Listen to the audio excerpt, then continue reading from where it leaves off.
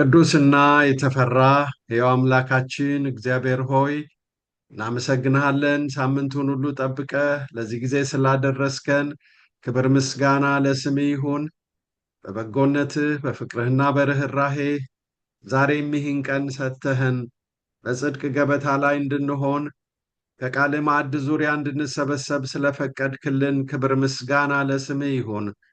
ባሪያህ ጳውሎስ ባለፈው ሳምንት ያለፈበትንና ከፊት ለፊቱ ይጠብቀው የነበረውን አሰቃቂና ዘግናኝ ሞት ሳይፈራ ፊት ለፊት አንተን አምኖ በመጋፈጡ አምላካችን ሆይ በዘመናት መካከል እውነት ኃይሏ ሳይቀነስ ከትውልድ ወደ ትውልድ ተሻግራ ለእኛ ደርሳለች።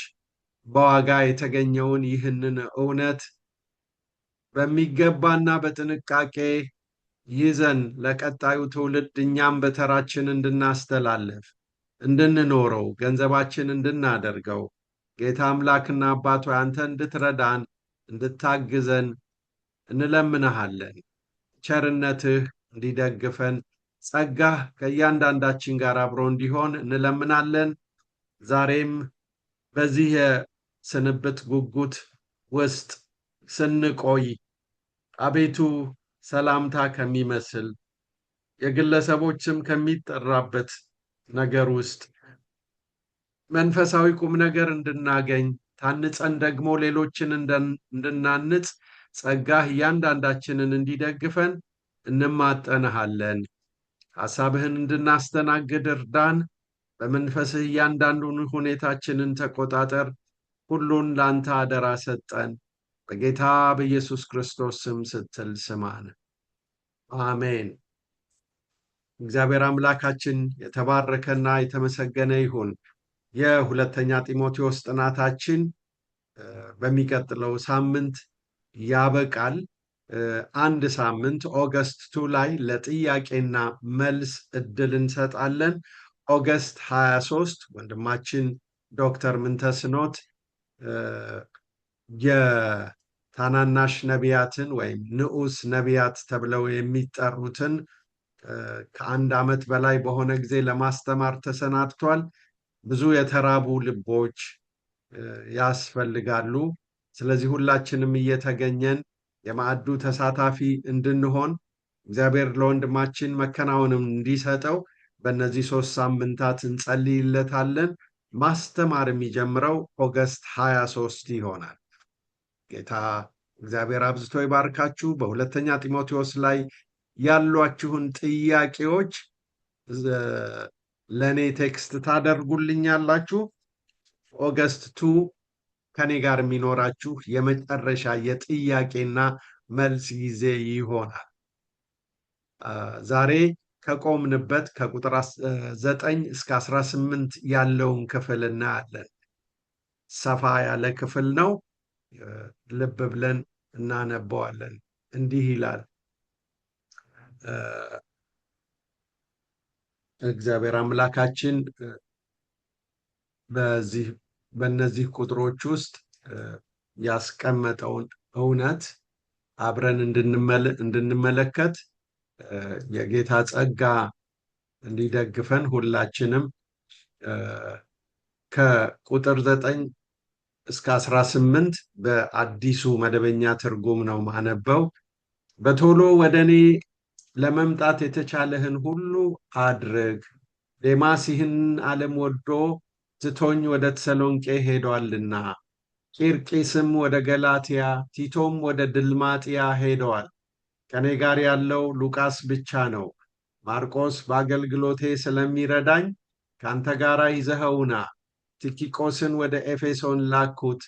ስትመጣ በጢሮአዳ ከአክርጳ ዘንድ የተውኩትን በርኖስ ጥቅልል መጽሐፍቱን በተለይ የብራና መጽሐፍቱን አምጣልኝ። አንጥረኛው እስክንድሮስ ብዙ ጉዳት አድርሶብኛል፣ ጌታ ግን የእጁን ይሰጠዋል። መልእክታችንን እጅግ ተቃውሟልና አንተም ከእርሱ ተጠንቀቅ። በተከሰስኩበት ነገር የመጀመሪያ መከላከያዬን ሳቀርብ ማንም ሊያግዘኝ አልመጣም። ነገር ግን ሁሉ ትተውኝ ሄዱ። ይህንም አይቁጠርባቸው። ነገር ግን መልእክቱ በእኔ አማካይነት በሙላት እንዲሰበክ አሕዛብ ሁሉ እንዲሰሙት ጌታ ባጠገቤ ቆሞ አበረታኝ፣ ከአንበሳ መንጋጋም አዳነኝ። ጌታ ከክፉ ነገር ሁሉ ያድነኛል፣ ወደ ሰማያዊ መንግሥቱ በሰላም ያደርሰኛል። ለእርሱ ከዘላለም እስከ ዘላለም ክብር ይሁን ይላል። ለእርሱ ከዘላለም እስከ ዘላለም ክብር ይሁን እና እግዚአብሔር አምላካችን የተባረከ ይሁን። ጌታ በእነዚህ ጊዜያቶች ሐዋርያው ጳውሎስ በነባሩ ትርጉም በቶሎ ወደ እኔ እንድትመጣ ትጋ፣ ዴማስ ያሁኑን ዓለም ወዶ ትቶኛል፣ ወደ ተሰሎንቄም ሄዷል፣ ቀርቂስም ወደ ገላትያ፣ ቲቶም ወደ ድልማጥያ ሄደዋል። ሉቃስ ብቻ ከኔ ጋር አለ። ማርቆስ ለአገልግሎት ብዙ ይጠቅመኛል እና ይዘኸው ካንተ ጋር አምጣው። ቲኪቆስን ግን ወደፊት ወደ ኤፌሶን ላኩት።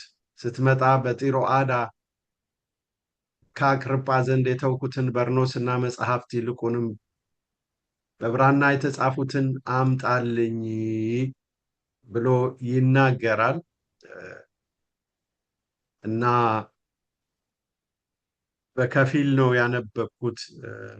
የቁጥር ከ9 እስከ 13 ያለውን ስንደርስ ደግሞ እንደዚሁ እያነበብነው እንሄዳለን። በዚህ ስፍራ ሐዋርያው የስንብትና የጉጉት ተቃርኖ በሕይወቱ ሲስተናገድ እናያለን። ቀደም ብለን ባለፈው ሳምንት እንዳስተዋልነው በመስዋዕት እንደሚደረግ የኔ ሕይወት ይሰዋል ብሎ የአሟሟቱን ድራማቲክ ጉዳይ ካስረዳ በኋላ የእሱ ጉዳይ እንዳለቀለት ነበር። አሁን ደግሞ እዚህ ጋር ወደ መጨረሻው ሲቃረብ የተስፋ ጭላንጭል ያለው ይመስላል። አንዳንድ ሰዎች ይሄ መልእክት ከሌላ ክፍል መጥቶ እዚህ ጋር የተሰነቀረ ነው ብለው ይላሉ።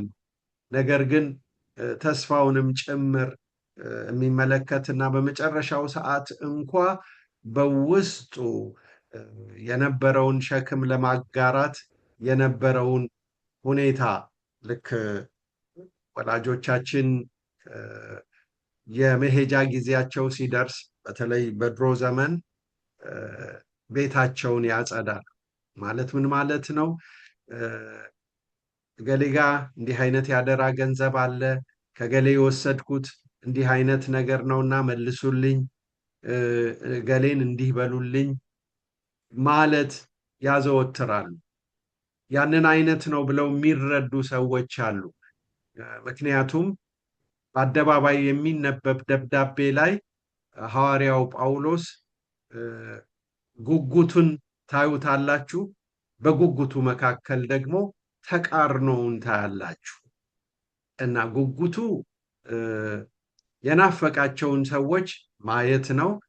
ተቃርኖው ደግሞ በቃ እነሱንም እንኳ ሳያያቸው ነገሩ ሊያበቃ ፍሯ ልትበጠስ ጥቂት ጊዜ ቀርታለች፣ እንደውም አበቃቅቷል ብሎ ባለፈው ሳምንት ነግሮን ስለነበረ ነው እና በቶሎ ወደ እኔ ለመምጣት የተቻለህን ሁሉ አድርግ የሚለው ቃል ቀደም ባሉት ቁጥሮች ከነበረው ሁኔታ እንደተገነዘብነው የጳውሎስ የሕይወት መጨረሻ እንደተቃረበ እንዳበቃለት የሚመስል ሁኔታ ነበር። አሁን ግን ትንሽ ተስፋ የሚያደርግ ይመስልና ከዛ አደራ ጠባቂና አደራ በላ ወዳጆችን ያስተዋውቃል። አደራ ጠባቂ ወዳጆች አሉ፣ በአደራው ተግተው የተሰለፉ ወዳጆች አሉ። እነዚህን ሰዎች ሲያነሳቸው ለማሳጣት አይደለም። ሁልጊዜ በመንፈስ ቅዱስ መሪነት የሚከናወን ነገር ሁሉ ከማሳጣት ይልቅ ወደ ወቀሳ፣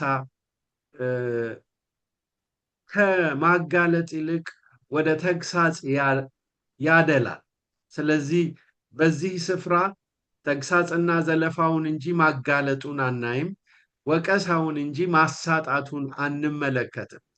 ዴማስ ያሁኑን ዓለም ወዶ ትቶኛል፣ ወደ ተሰሎንቄም ሄዷል በማለት ሐዘኑን፣ ጉጉቱን እንዲጋራ የተደበላለቀ ስሜቱን ለመልእክቱ ተቀባይ ለጢሞቴዎስ ሲናገር ታያላችሁ። በመሃል ሐዘንና የመጽናናት ቃል ደግሞ ያቀርባል። እንደምትመለከቱት አደራ በላውን በማስተዋወቅ ይጀምራል።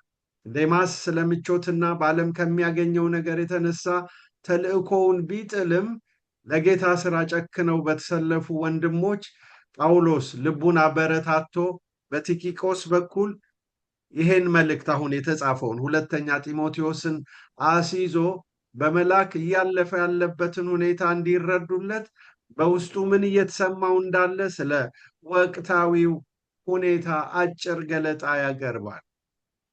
ዴማስና ጳውሎስን በተመለከተ መጽሐፍ ቅዱስን የሚያነቡ የመጽሐፍ ተማሪዎች ይወዛገባሉ። በቆላስይስ 4:14 ላይ እንደተጠቀሰው ከጳውሎስ ጋር የቅርብ ወዳጅ ነበሩ። እንደውም ሉቃስን ሲያነሳ በኋላ ሉቃስ ላይ ስንደርስ እንመጣበታለን። ሉቃስና ዴማስና የተወደደው ሐኪም ሉቃስ ሰላምታ ያቀርቡላችኋል ብሎ ሲናገር ታዩታላችሁ። ዴማስን አስመልክቶ የሚበዙ የማብራሪያ ጸሐፊዎች ሐዋርያው ጳውሎስን ከድቷል የሚል አንድምታ ያለው ስነ አፈታት ይጠቀማሉ። ግን አልፎ አልፎ አይ ጳውሎስን ተወው እንጂ ሙሉ ለሙሉ እምነቱን ትቷል የሚለው ትርጓሜ እኮ አያስኬድም ብለው የሚሞግቱ የመጽሐፍ ቅዱስ አንባቢያን አሉ። ለዚህ ደግሞ የሚሰጡት ምክንያት በዚህ ስፍራ ዓለም ተብሎ የተተረጎመው ዓለምን ወዷልና የሚለው ነገር የግሪክኛው ሐሳብ ኮስሞስ የሚለውን አይደለም። አየን ጊዜውን፣ ጊዜያዊ ነገርን አፍቅሮ የጊዜውን ምቾት ፈልጎ ነው እንጂ ሙሉ ለሙሉ እምነትን ትቶ የዚህ ዓለም ሰዎች በሚሄዱበት መስመር ውስጥ ገብቷል ማለት አይቻልም። የከዳው ወይም ደግሞ አብሮ መቆም ያልቻለው ከሐዋርያው ጳውሎስ ጋር ነው እንጂ ከእምነት ጋር አይደለም ብለው የሚሞግቱ አሉ። በጣም ጥቂት ናቸው። እንዲሁ እይታውን እንድትመለከቱ መጽሐፍ ሲነበብ እንዴት እንደሚነበብ እንድትረዱ ጭምር ነው ይሄን ሐሳብ የማነሳው።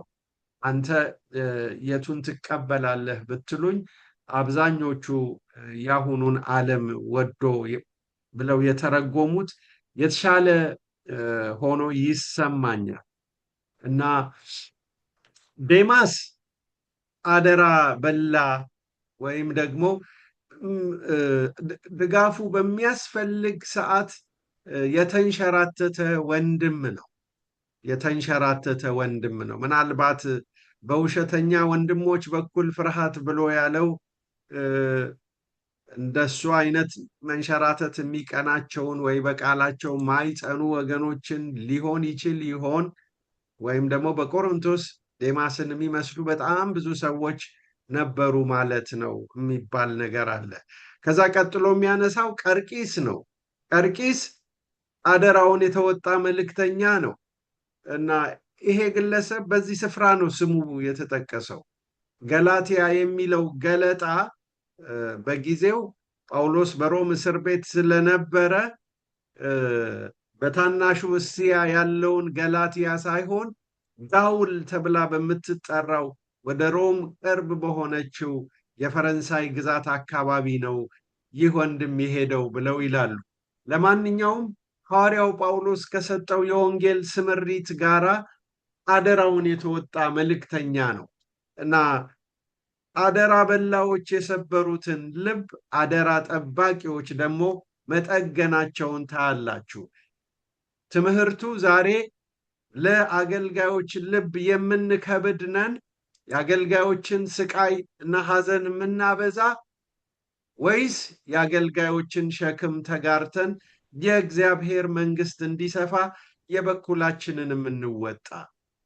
ከሚፈትናቸው ሰይጣን ጋር ተጨምረን ለሰይጣን የምናግዝ የምንመስል አማኞች በጣም ማስተዋል የሚገባን ጥንቃቄ ማድረግ ያለብን ሰዎች ልንሆን እንደሚገባ ነው ጳውሎስ በዚህ በሕይወቱ ማብቂያ ላይ እያሳሰበን ያለው። ቀጥሎ ቲቶ ወደ ድልማጥያ ሄደዋል ይላል። ቀርቂስ ወደ ገላትያ፣ ቲቶ ወደ ድልማጥያ ሄደዋል የሚለው የሁለቱን አጣምሮ ሲናገር ነው። ቀርቂስን ቲቶን ከቀርቂስ ቀጥሎ ያነሳል። ለአንባቢያን የሄደበትን ቦታ እንዲገነዘቡ እድል ይሰጣል። ቀጥተኛው የመልእክቱ ተቀባይ ጢሞቴዎስ ግን ከነበረበት ቲቶ ማለት ነው ከክሬት ደሴት ወይም ከቀርጤስ ወደ ሌላ ቦታ መሻገሩን ተመልክቶ በአዲስ ስፍራ መሳካት እንዲሆንለት የሚመኝ ይመስላል ጳውሎስ። በዚህ ጊዜ ወዳጆች በስፍራ ሁሉ መበተናቸው በናፍቆትና በሰቀቀን የሚያነሳ ይመስላል ለአንዳንድ አንባቢያን። ስራው አንድ ቦታ መስመር ሲይዝ ወዳልታረሰው አካባቢ መሻገራቸው የስኬት ምልክት ቢሆንም በዚህ ስፍራ ከአንድ መልክዓ ምድር ወደ ሌላ መሄዳቸውን እንጂ ስለ ስኬትና ስለ ውድቀት የተባለ ነገር ምንም እንደሌለ ልብ እንላለን። ግን የቲቶን ቦታ መቀየር እንደ ዴማስ በጨለማ ስዕል አላቀረበውም። ልብ በሉ፣ አንዱ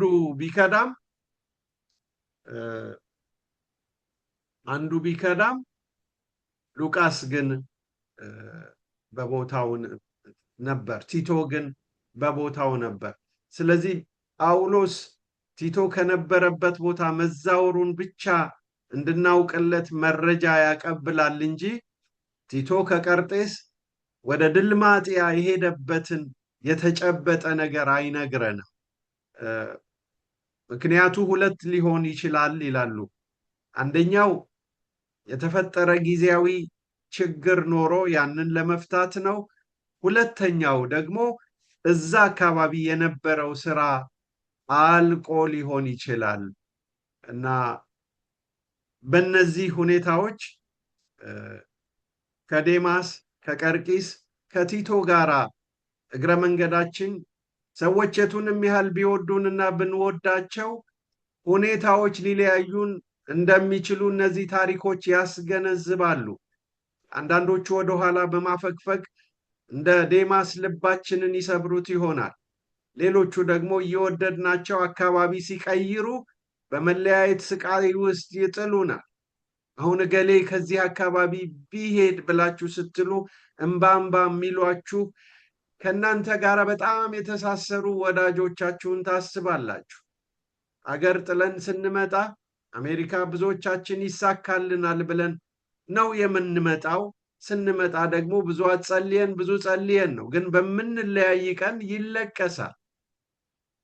ሰዎች የሚያለቅሱት ዳግመኛ ላንተያይ እንችላለን ብለው ሊሆን ይችላል።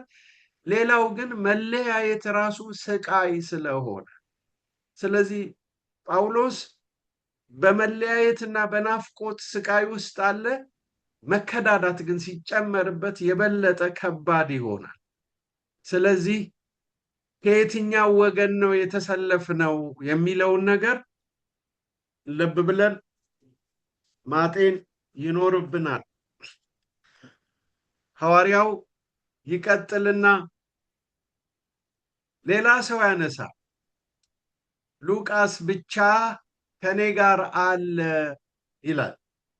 ከኔ ጋር ያለው ሉቃስ ብቻ ነው ሲል ይናገራል። ብዙ ሰዎች በአካባቢው እንዲገኙ የጓጓ ይመስላል። ሐዋርያው ጳውሎስ በነበረበት በዚህ ከባድ የሽግግር ወቅት ሉቃስ አብሮት መኖሩ የሚያበረታታ ነው። ገና ሲጀምር ከጂው መክዳቱን ማሰብ ያማል። ይሁን እንጂ ጥቂት ቁጥር አንብቦ ልብን የሚደግፍ መልካም ዜና መስማት ደግሞ ያረጋጋል። ልቡ ያረፈለት ከኔ ጋር አለ ብሎ መሰከረለት። ሁኔታ ሲለወጥ የማይለወጥ ወዳጅ ነው ሉቃስ። ዴማስ ተወኝ፣ ሉቃስ አብሮ አለ የሚሉት ዜናዎች መቀላቀላቸው ምቾት አይሰጥም። ከጥቂት ዓመታት በፊት እነዚህ ወንድሞች አብረውት በነበሩበት ሰዓት ያቀረበው ሰላምታ ድንገት መጥቶ ድቅን ሳይልበት እንዳልቀረ ብዙ የመጽሐፍ ቅዱስ አንባቢያን ይናገራሉ። በቆላስይስ 4:14 ላይ የተወደደው ሐኪሙ ሉቃስ እንዲሁም ዴማስ ሰላምታ ያቀርቡላችኋል ማለቱን ያስታውሳል። ቀደም ብዬ እንደገለጽኩት አሁንም እንዲህ ቢል ምንኛ ደስ ይለው እንደነበረ ግልጽ ነው። እውነቱ ግን አንዱ ትቶታል፣ አንዱ ደግሞ ተደራራቢ ሸክም ተሸክሞ አጠገቡ ቆሟል። ጥንት ለቆላስይስ ሰዎች የነገረውን ዛሬ ለጢሞቴዎስ ቢደግም ምንኛ ደስ ይለው እንደነበረ ግልጽ ነው። እውነቱ ግን እንደርሱ አልሆነም። በአንድ ወቅት አብረው የነበሩ በሌላ ጊዜ መንሸራተታቸው የሚያጋጥም ዓለም ውስጥ በተግባር የሚታይ ተደጋግሞ የታየ ክስተት ነው እና እስከ መጨረሻው አብረውን ጸንተው በመቆም የሚያስፈልገን ሁሉ የሚያቀርቡ ደግሞ መኖራቸው ልብን ያበረታል። እግዚአብሔር ሉቃሶችን አያሳጣችሁ ነው የማለዳ ምርቃቴ። መስዋዕት ለመክፈል ዝግጁ የሆኑ ጊዜው ባለፈው ጊዜ ይህንን ጥናት ስንጀምር ጳውሎስ በዚህ ጊዜ ወደ እስር ቤት የገባው በወንጌል ሳይሆን በወንጀል ነው ብያለሁ። የሰራው ወንጀል ሆኖ ሳይሆን ያመነው ጌታ ያመነው እምነት እንደ ወንጀል ተቆጥሮ እንደ ክፉ አድራጊ እስክታሰር ብሎ ምዕራፍ 1 ቁጥር 10 ላይ በዝርዝር እና በስፋት ሄደንበታል እና በዚህ ስፍራ እኛም ልብ እንድንል የሚያስፈልገው ነገር ሐዋርያው የከዱትን አለመብዛታቸውን በማሰብ አንደኛው ከዳተኛ ቤተኛ ነው፣ አንደኛው ከዳተኛ ደግሞ ደጅ ያለና ባላጋራ ነው። አንደኛው ባላጋራ ነው፣ አንደኛው ተንሸራታች ባልንጀራ ነው። ወደ ደጅ የቆመው ባላጋራ ወደ ኋላ እንመጣበታለን፣ እንቀጥላለን እና ጳውሎስ ምን ይላል? የሌላውን ሸክም መሸከም ተገቢ መሆኑን በዝርዝር ካስረዳ በኋላ ቀጥሎ ሌላ ሰው ያነሳል። የተመለሰ የእረፍት መልእክተኛን ያነሳል። ማርቆስ ለአገልግሎት ብዙ ይጠቅመኛልና ይዘኸው ካንተ ጋር አምጣው። ማርቆስ በአገልግሎት ስለሚረዳኝ ካንተ ጋር ይዘኸው ና ብሎ ይናገራል። ያው ማርቆስ ቀደም ሲል በጳውሎስ ሚስዮናዊ ጉዞዎች ላይ አሉታዊ ስዕል የነበረው ወንድም ነው። የሐዋርያት ሥራ ምዕራፍ 15 ከቁጥር 37 እስከ 39 ልብ እንላለን። ለጳውሎስ እና ለልብ ወዳጁ በርናባስ መከፋፋትና መለያየት ምክንያት የሆነው እርሱ ነበር። በርናባስ የጳውሎስ ወዳጅ ነው፣ ከሐዋርያት ጋር ያስተሳሰረው።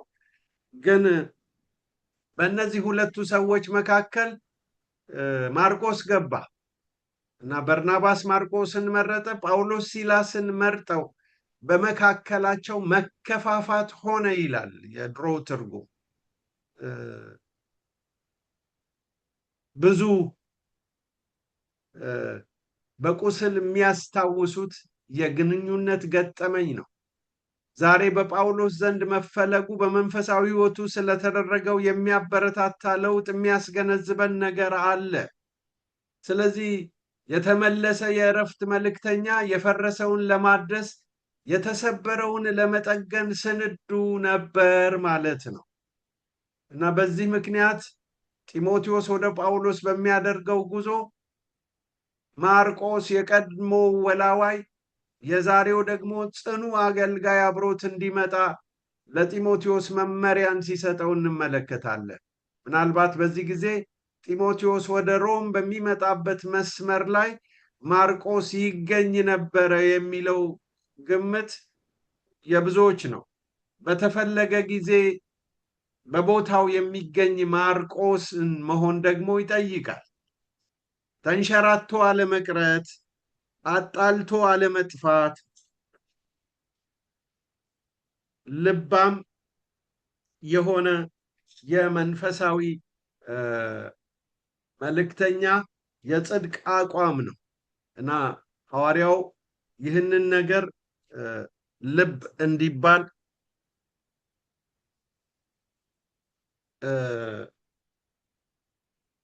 በዚህ ስፍራ ሲያመጣው እንመለከታለን።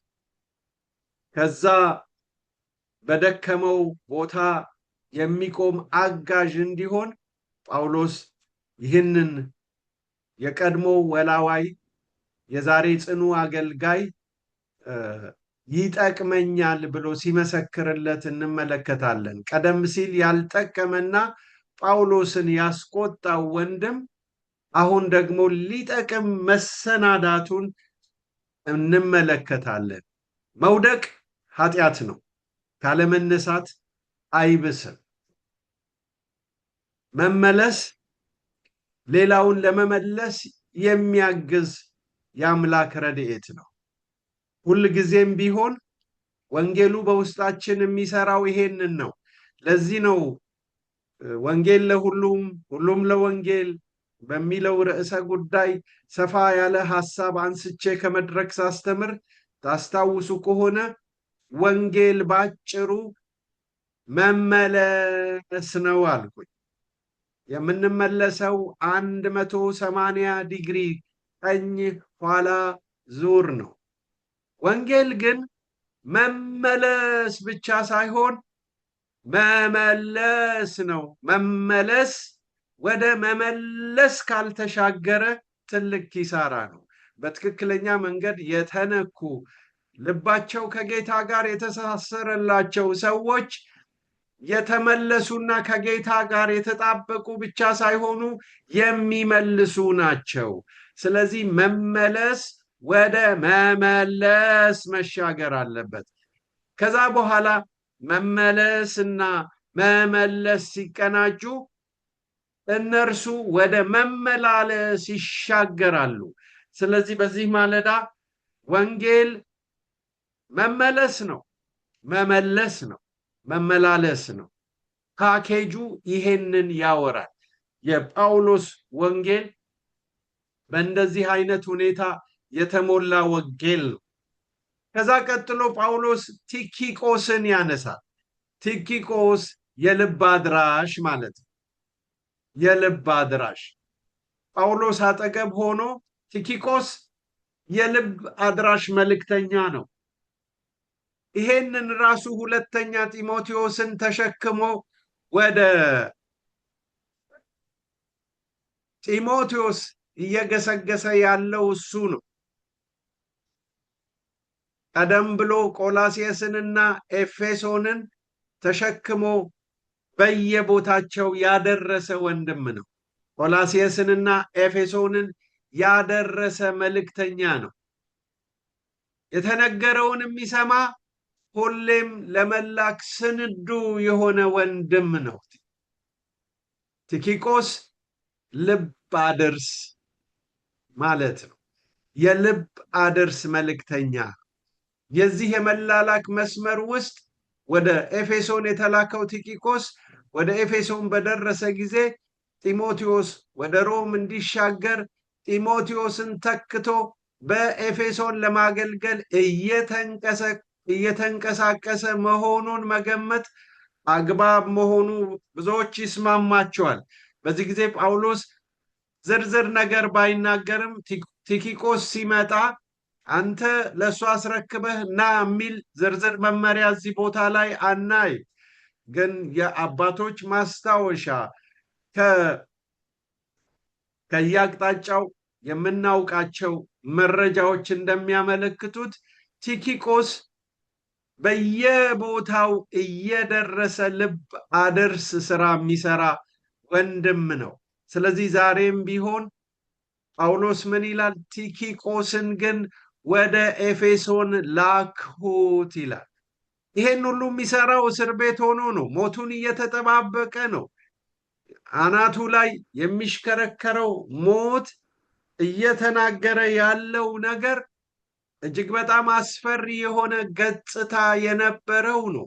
በዚህ ልብ አክብድ በሆነ ሁኔታ ውስጥ ሆኖ ግን ጳውሎስ ጉዞውን ይመዝናል፣ ወዳጅ ጠላቱን ይለያል፣ ደግሞም ያሰማራል። እንዴት የተሳካለት መልእክተኛ ነው! ሁላችንንም እግዚአብሔር በእንደዚህ አይነቱ በረከትና ረድኤት ቢያግዘን ምንኛ የታደልነን። እንደ ቲኪቆስ የልብ አድራሽ መልእክተኛ አጠገባችን እግዚአብሔር አብዝቶ ቢያደርግልን እረፍታችን ይበዛል። የጳውሎስን መከራ ያቀለሉት በአካባቢው የልቡን የሚያደርሱ ታዛዥ ደጋፊዎች ነበሩት፣ ከዳተኞች ባያጣ። ከዛ ቀጥሎ ሁለተኛውን የውጭ ከዳተኛ እናያለን። ባላጋራ ወይስ ባልንጀራ ብለናል። በመቀጠል ጳውሎስ ይቅርታ፣ ከዛ በፊት አንድ የተውኩት ነገር ስትመጣ ብሎ የሚናገረው ነገር አለ ለጢሞቴዎስ። ቲኪቆሱን ላኩት ካለ በኋላ በጢሮአዳ ከአክርጳ ዘንድ የተውኩትን በርኖሱን እንዲሁም መጽሐፍቱን ይልቁንም በብራና የተጻፉትን አምጣልኝ ብሎ ይላል። ስትመጣ ብራናውና መጽሐፍቶቹ የበርኖሱ ነገር ቁም ነገር ሆኖ እዚህ ላይ መጻፍ አለበት ወይ ትሉ ይሆናል። እንደው ዝም ብሎ ይህንንም ያንንም የሚናገሩበት ቅዱስ መጽሐፍ ላይ ነው ወይ የሚሉ አንዳንዶቹ፣ በተለይ በእግዚአብሔር መጽሐፍ ላይ አሁን እንዲህ አይነቱ ነገር ሰዋዊው ነገር ከእስልምና መሰረት ለመጡ ሰዎች አይመቻቸው። መጽሐፍ ቅዱስ ኮራፕትድ ሆኗል ከሚሉባቸው ሮሮዎቻቸው አንዱ ሰው የሚሉ ነገሮች በብዛት አለበት፣ የሰው ነገር ለምንድን ነው እዛ ውስጥ ያለው የሚል ጥያቄ ያነሳሉ። መጽሐፍ ቅዱስ ፍጹም ሰዋዊ ፍጹም መለኮታዊ ነው። ልክ እንደ ጌታ ኢየሱስ ማለትም ሰብዕናን የሚናገሩ ባህሪያት አሉት። በዚህ ስፍራ ውስጥ የምናየው ጳውሎስ በርነሱን የሚያነሳው ታስታውሱ ከሆነ ኑሮው ሪፍሪጅሬተር ውስጥ ነው። በአጭሩ መግለጥ ቢቻል ስንቶቻችን ሪፍሪጅሬተር ውስጥ ውለን እንደምናድር አስቡ። ጳውሎስ የታሰረው ቅዝቃዜ ባለበት እጅግ በጣም አሰቃቂ ከመሬት በታች ባለ እስር ቤት ውስጥ ነው። እግዚአብሔር ብዙ ጊዜ ብርድ ልብስ ሆኖ እየረዳው እየደገፈው ጤንነቱ ሳይታወቅ ቆየ እንጂ ብዙዎች በዛ ቀዝቃዛ ምቾት የሚነሳ ከባቢያዊ ሁኔታ ውስጥ አይዘገዩም። ብዙ እድሜያቸው እንዲያጥር ተፈልጎም ነው እዛ ውስጥ የሚቆዩት። የሚገርመው ግን ይሄ ሰው አትሙት ያለው ሰው ስለሆነ ሁለተኛ ቆሮንቶስ 11 ስታነቡ አይሁድ አንድ ሲጎድል 45 ጊዜ ገረፉኝ ይላል። ሰው አንዴ ተገርፎ ይሞታል። ግርፋቱ ፍሎጊንግ የሚባለው እላችሁ ላይ ጅራፉ ሲያርፍ ስጋችሁን በጭቆ ይነሳል። ስጋችሁን በጭቆ ሲነሳ አንዳንድ ጊዜ የጎድን አጥንቶችን ዘልቆ ስለሚገባ ኢንፌክሽኑ ወዲያው ነው የሚገላችሁ። የደሙ መፍሰስ ወዲያው ያሰናብታል። ይሄንን 5 ጊዜ ሰርቫይቭ አድርጓል። አንድ ጊዜ በድንጋይ ተወገርኩ ይላል። ወገራ ስትሞቱ ነው ትተዋችሁ የሚሄዱት። ወገራውን ሰርቫይቭ ያደረገ ሰው ነው። ያ ብቻ አይደለም፣ 3 ጊዜ ደግሞ በበትር ተመታሁኝ ብሎ ይናገራል። ይሄን ሁሉ ስቃይ ያለፈ አንዳንድ ጊዜ የምን ነፍስ ነው ያለው ይላሉ። ይሄ ተደጋግሞ የማይሞትን ሰው አሁን ደግሞ ቅዝቃዜ ውስጥ ነው ያለው። ሪፍሪጅሬተር ውስጥ ውላችሁ ብታድሩ ማለት ነው። ባጭሩ ያንን አስቡ እና በረዶ ቤት ብትኖሩ ኮስኮ እንኳ ዴይሪ ሴክሽን ውስጥ ገብታችሁ ዕቃ ይዛችሁ ለመውጣት ስንቶቻችን እንደምንንገበገብ ታስታውሳላችሁ። ኑሯችሁ ሪፍሪጅሬተር ውስጥ ቢሆን ማለት ነው እንዲህ አይነቱ ሁኔታ እና በርኖሱን ያስታወሰበት ምክንያት ካሰቃቂው የእስር ሁኔታ የተነሳ ነው እና በዛ ሁኔታ ውስጥ ደግሞ መጽሐፍቱን ይልቁንም በብራና የተጻፉትን አንጣልኝ ብሎ ይናገራል። ጥቅልል መጽሐፍቱን በተለይ በብራና መጽሐፍቱ ምን አይነት ይዘት እንዳላቸው ከመገመት ባለፈ ሁኔታ ማንም በፍጹም እርግጠኝነት መናገር አይቻልም። አንዳንዶቹ ምን ይላሉ? ፖለቲካዊ ሰነዶች ናቸው፣ የጳውሎስ የሮም ዜግነትን የሚያመለክቱ እና በአደራ የተቀመጡበት ቦታ ነበር፣ ከዛ ቦታ እንዲመጣ። ምክንያቱም ቅዱሳን መጽሐፍት በዛ ጊዜ የተጻፉት ሁሉም ፓፒረስ በሚባለው ዋጋው ቀለል ባለ ለሰው ሁሉ ለማዳረስ በማያስቸግር ማቴሪያል ነው። እዚህ ቦታ ላይ ብራና የሚላቸው አንድ የፖለቲካ ሰነዱ እንደ ፓስፖርቱ፣ የመጓጓዣ ሰነዶቹ ሊሆኑ ይችላሉ ብለው ይላሉ። ሌሎቹ ደግሞ አይ በጥንቃቄ የተሰናዱ የቤተ ክርስቲያን ሀብት ናቸው የሚባሉ ጽሑፎች ናቸው እና የከበሩ ሰነዶች ናቸው፣ በጥንቃቄ የተዘጋጁ እነሱ ሊሆኑ ይችላሉ እና በደብዳቤው ማጠቃለያ ጳውሎስ ቅድም ያልኩትን አሁን ወደዛ ልምጣ እና ባልንጀራ ወይስ ባላጋራ ብዬ ያነሳሁትን ነገር ቀጥሎ ያነሳል። በደብዳቤው ማጠቃለያ የሚያነሳው ሰውዬ የናስ አንጥረኛው እስክንድሮስ እጅግ ተፋብኝ፣ ጌታ እንደ ስራው ይመልስለታል ብሎ ይላል። አንዳንድ የመጽሐፍ ቅዱስ ምሁራን ከበርኖሱ ቀጥሎ የናስ አንጥረኛውን ያነሳበት ምክንያት ቀድሞ ከነበረው አገልግሎት ጋር ተያይዞ ነገርን አንስቶት ይሆናል ይላል። ዘመኑን ጨረሰ። ሐዋርያው እስክንድሮስ ይቅርታ ባካችሁ ሚውት አድርጉ። የናስ አንጥረኛው እስክንድሮስ የነ ጳውሎስ ባላጋራ ነበር። ከቤት ከዳተኛ ሲያጋጥም ከውጭ ደግሞ ግፈኛ በቀለ። ስለዚህ ከቤት ከዳተኛ ወደ ውጭ ግፈኛ ልለው ተገደድኩኝ። ከቤት ከዳተኛው ዴማስ ይባላል። የውጭው ግፈኛ ደግሞ እስክንድሮስ ይባላል። እስክንድሮስ ለመጀመሪያ ጊዜ የምናየው ሐዋርያት ሥራ ውስጥ ነው። ጳውሎስ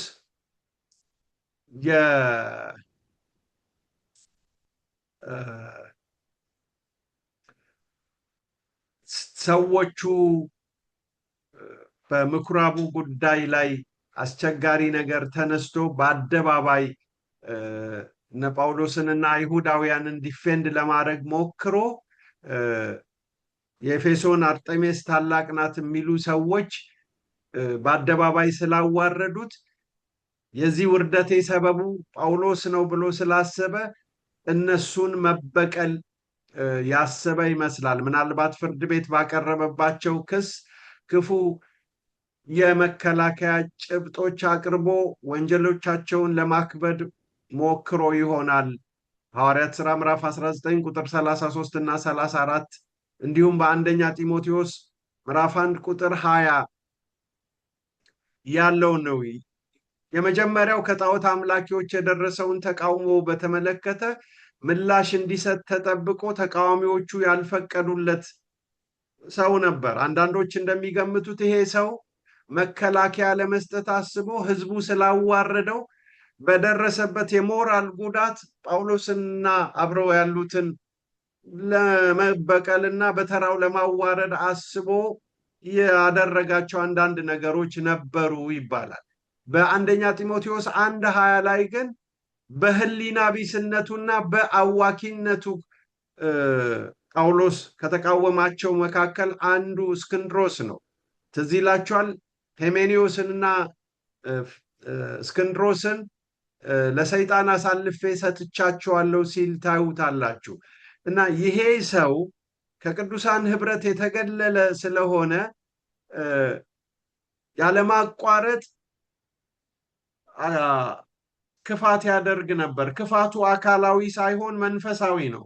ሊጎዳቸው የሞከረው በእነሱ ላይ አካላዊ ጉዳት የሚያመጣ ነገር በመፈጸም አልነበረም።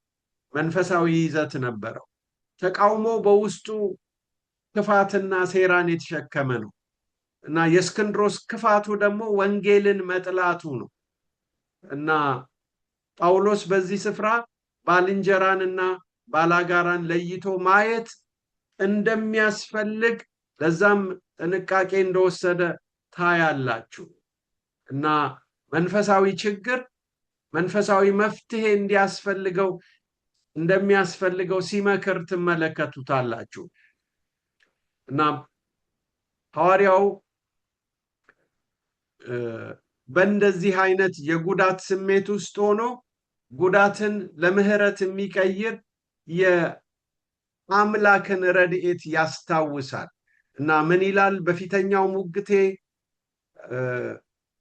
አንዱም እንኳ አልደረሰልኝ፣ በተከሰስኩበት ነገር የመጀመሪያ መከላከያዬን ሳቀርብ ማንም ሊያግዘኝ አልቻለም ብሎ ይላል እና በዚህ ነገር ውስጥ የምንማረው በአንድ ቃል ቁጥር 17 እና 18ን ጠቅልለው ተብለን ብንጠየቅ ጉዳትን ለምህረት የሚቀይረውን የጌታን ረድኤት ነው።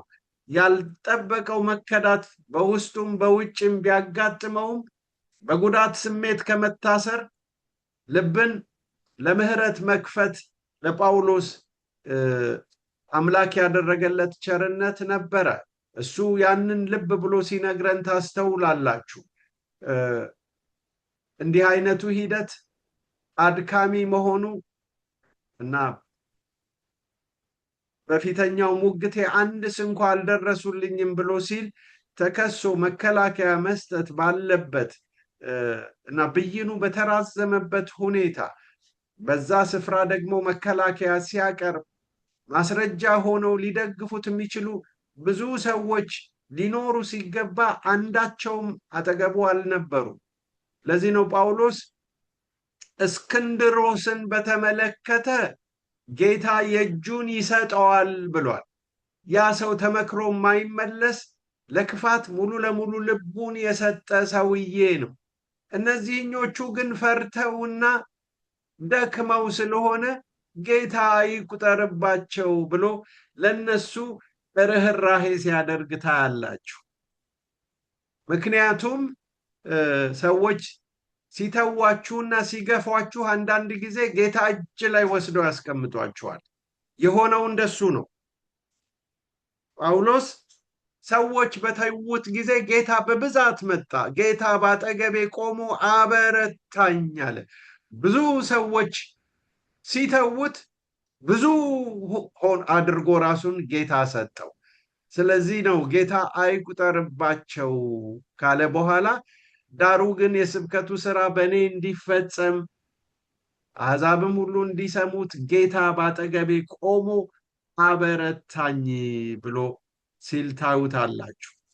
ጉዳትን ለምህረት የቀየረ ጌታ ምህረት አደረገለት ለዚህ ሰው እና በመጨረሻ ስለማይሸነፍ ግብ ተነጋግረን እንጨርሳለን እና ጳውሎስ ጌታ ባጠገቤ ቆሞ አበረታኝ ከአንበሳ አፍም ዳንኩኝ የሚልባቸው ነገሮች ይሄ ምን ማለት ነው?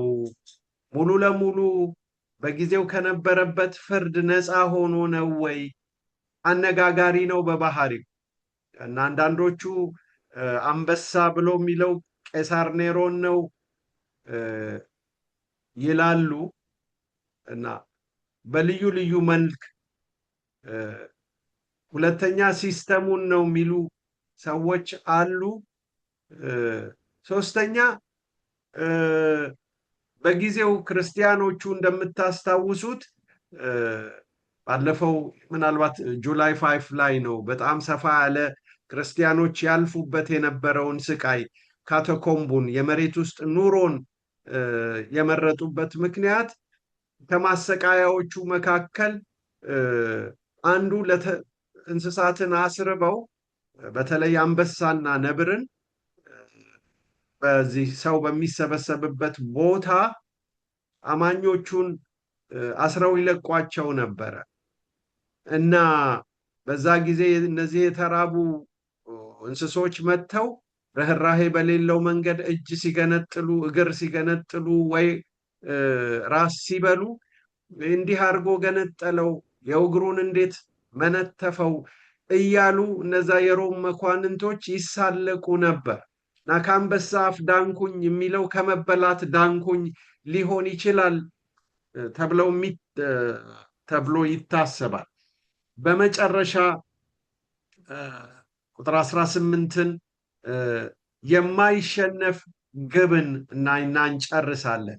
ሐዋርያው ቁጥር 18 ላይ እንዲህ ይላል፣ ጌታ ከክፉ ነገር ሁሉ ያድነኛል፣ ለሰማያዊ መንግስትም ይጠብቀኛል።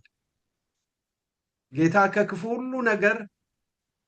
ነገር ሁሉ ያድነኛል፣ ለሰማያዊ መንግስት ይጠብቀኛል። ጌታ ከክፉ ነገር ሁሉ ያድነኛል፣ ወደ ሰማያዊ መንግስቱም በሰላም ያደርሰኛል። ሁለቱን ትርጉም ነው እያፈራረኩ ያነበብኩት።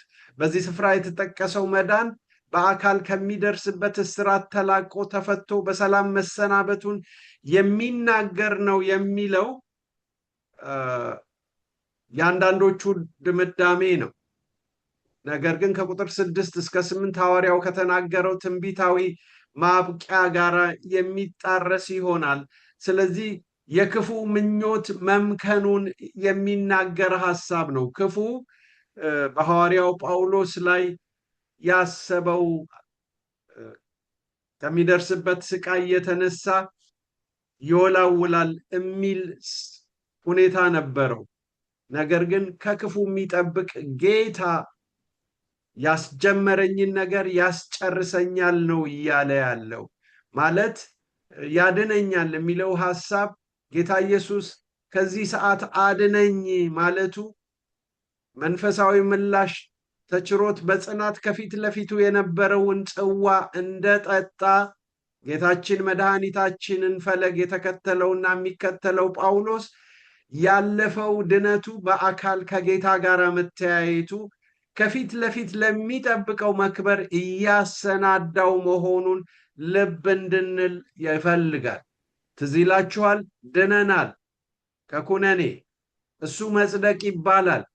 እየዳንን ነው ከስጋ ተጽዕኖ፣ እሱ መቀደስ ይባላል። እንድናለን ሙሉ ለሙሉ ምድራዊ ከሆነው ከየትኛውም የክፉ ተጽዕኖ። እሱ በጌታ እቅፍ ውስጥ ስንገባ መክበር ይባላል እና ጳውሎስ እያለ ያለው እሱን ነው።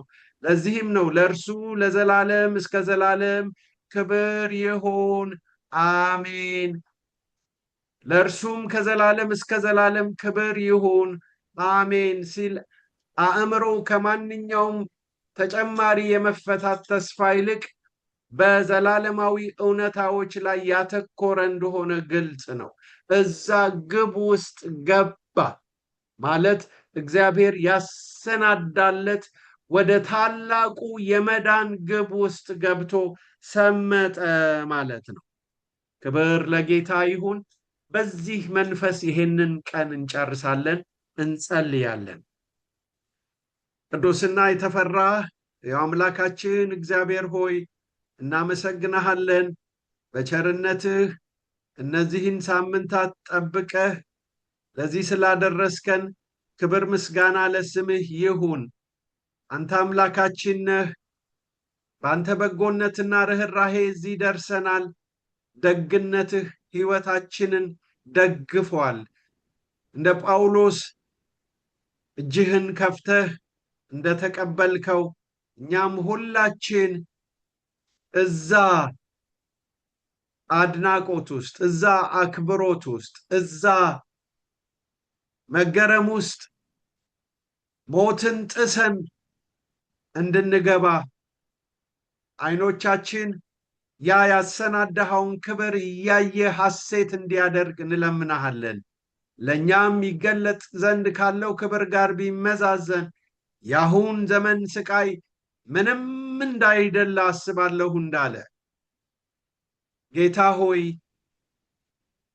ከዳተኛው ዴማስ ግፈኛው እስክንድሮስ ሳይበግሩት ደግሞም ታማኝና አጽናኝ የሆኑ ልቡን ያሳረፉ ልጆችን ሰጠኸው። አገልግሎቱን በሰላም እንዲጨርስ እንደደገፍከው እንዲሁ እኛንም ዛሬ እንዲሁ እንድታበረታን ተልእኳችንን በታማኝነት እንድንፈጽም እርዳን። ተመስገን ስለሰማህን በጌታችን በመድኃኒታችን በኢየሱስ ክርስቶስ ስም ስትል ስማን።